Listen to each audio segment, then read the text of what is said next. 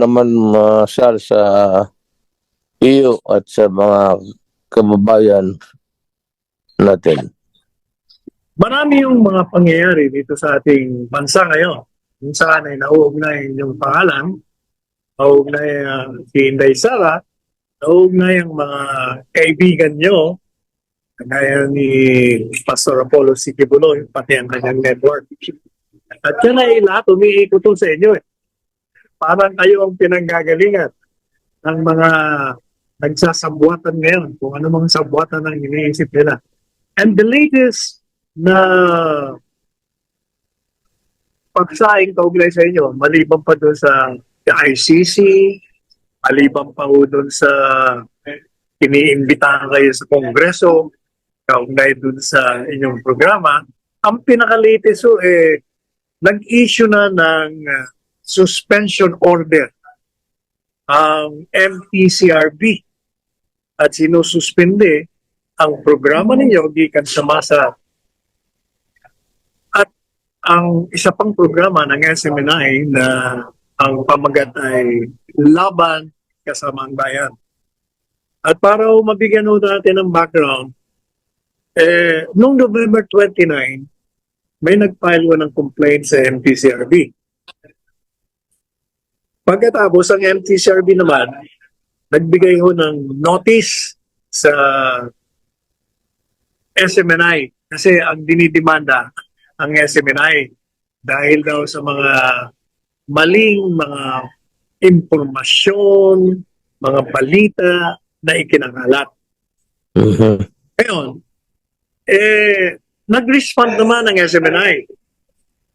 So mag-respond ang SMNI, ito ngayon ang order ng SMNI. Pagkatapos nilang matanggap ang response,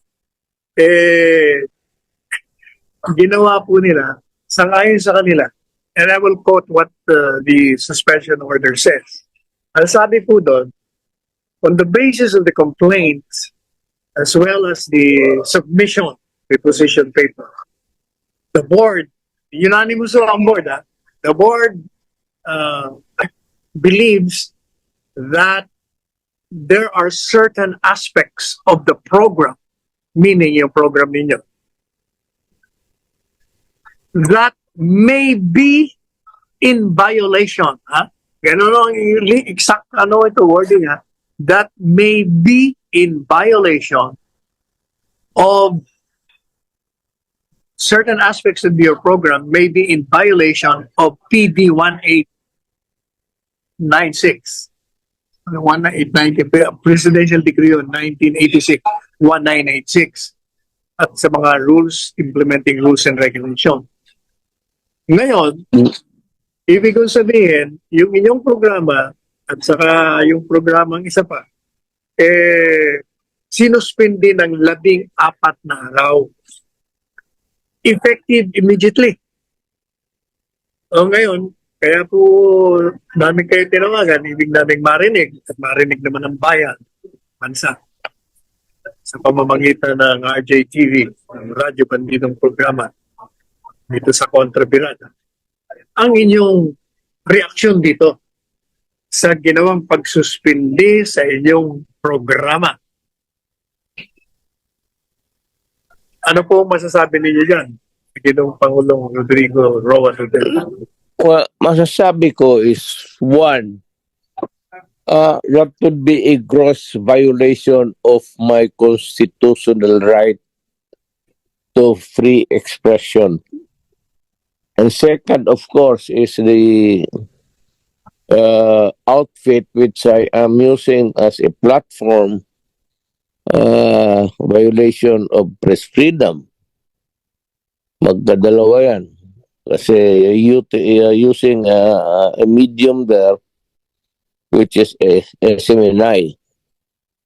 So, yun ang akin, those constitutional rights are sacred, talagang mabigat yan sa ating konstitusyon. It has a value higher than almost kasing ano yan, a currency of it has a value of a currency of uh, money in the sense that it has been used by people to communicate and to inform the public and to the right of the individual to freely express his or her opinion. Ano yan eh. It has a currency value para sa for those who love freedom. Eh anong masasabi niyo doon sa sinabi ng MTCRB board na para sa kanilang pananaw, paniniwala, may mga ilang aspeto raw ng programa nyo na maaaring lumabag sa batas at dahil dito, kailangang suspindi ng 14 na araw. Because of that, your program is being suspended. Well, I haven't really read in its entirety the document kasi mahina ang mata ko. You sent me a copy dito lang sa iPhone. Pero ito ang masasabi ko, Sal. There are no specifics. You are not informed of what violations you have committed. There is no provision of law that you have transgressed. Na at this time, you cannot contest yung preventive suspension. Preventive in the sense that in the meantime, you are not allowed to use the facility of the SMNI. Alam mo, in my view, the suppression to express your right to exercise this freedom does not it cannot be cannot be the subject of a preliminary or a permanent status. Hindi nga pwede yan. The right to free expression is absolute. To me, that is how I understand it until today sa constitutional law ko. A temporary preventive suspension is by itself already a censorship. Hindi ka nakakasalita. You're censored. So, to me, to that extent, or to the full time that you are not allowed to talk, it is a derogation of your right, of your constitutional right to free speech and free expression. And to add, freedom of the press.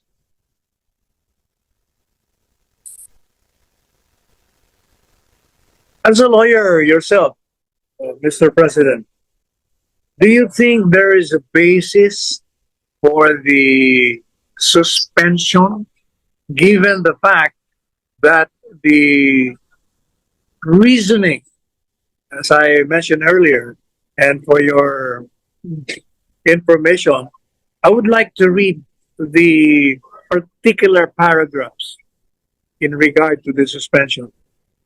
It says, and I quote, upon careful review and consideration of recent events and complaints received by the board, it has come to the board's attention that certain aspects of the program may be in violation of established guidelines and standards set by Presidential Decree number 1986 and its implementing rules and regulations governing broadcasting content. To prevent the possible repetition of these alleged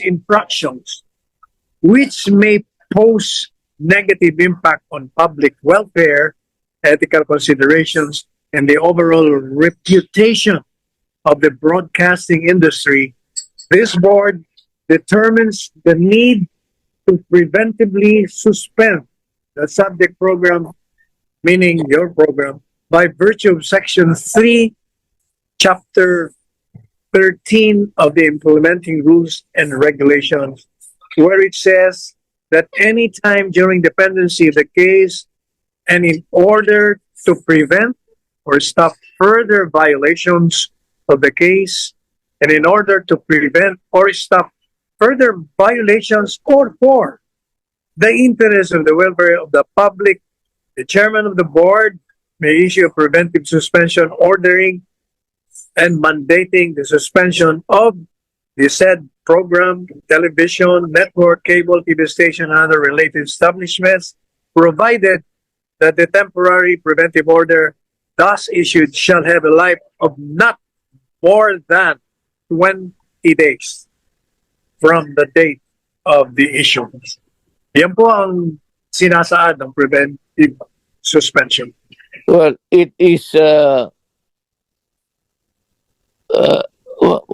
the charges are baby.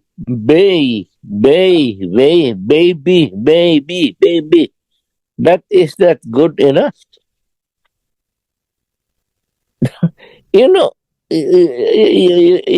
if you try to fish out from my mouth what I said until now,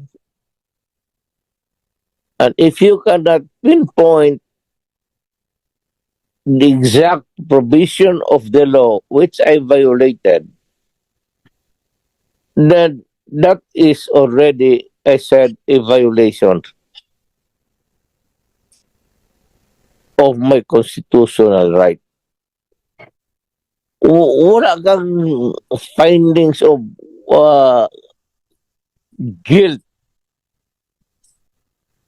uh, which you may have or probably uttered.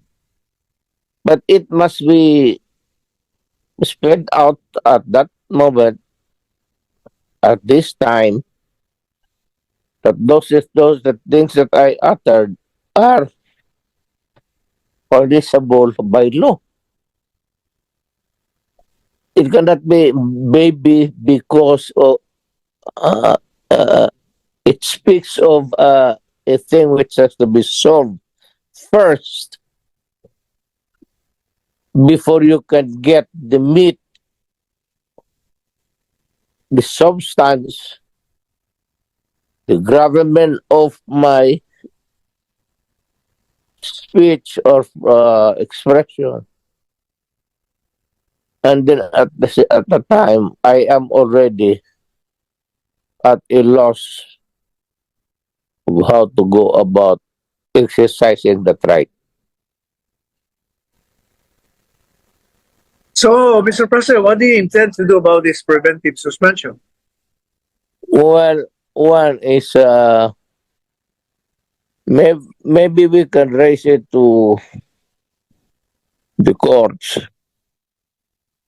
Uh, the window is very small. It's 20 days. Maybe by the time that you are ready to hear or argue the case before the courts, maubos na yan, it would be well moot and academic. Pero let us see what happens. I will try to consult my classmates, those who are still practicing. Ako hindi na, nag-retire na ako. But I intend to go back to law practice. But I have to go to school. So that's the problem now. But definitely, as far as you're concerned, the suspension of the program in Kastamasa is violative of the constitutional right to freedom of speech as well as the freedom of the press. Yes, freedom of expression and freedom of the press because Kibuloy's radio station is prohibited from airing my program. It is not directed to me. It is directed to SMNI. Kaya nga, kaya mabuti sana niyan. What they should do is they want really to get a violation coming from my mouth is allow me to talk and after that investigate and find out if there is something violative of the law sa bunganga ko. Not before. Because But dito, in the realm of the prevention, we are dealing with speculation, maybe allegedly. Maybe that is not good enough to curtail one's freedom of expression. Those words, maybe, allegedly,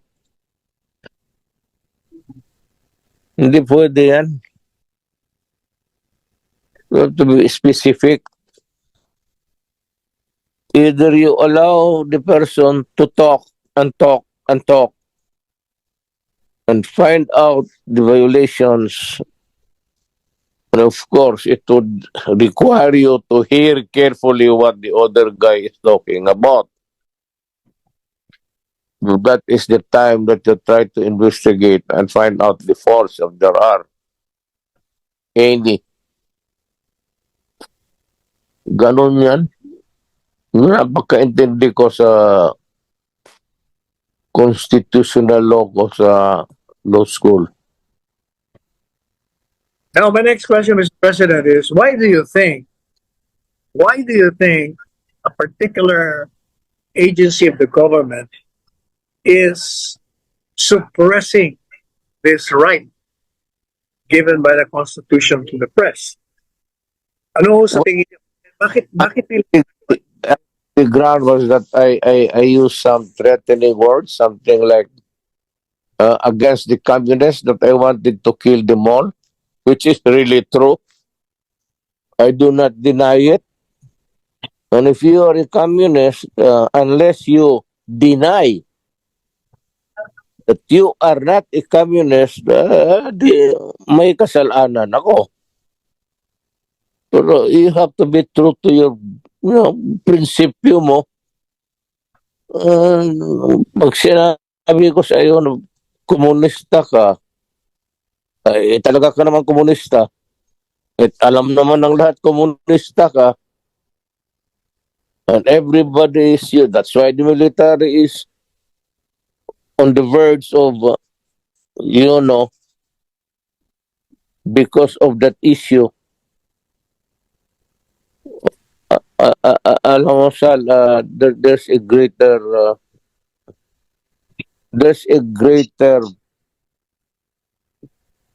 crucifix waiting for the Filipinos.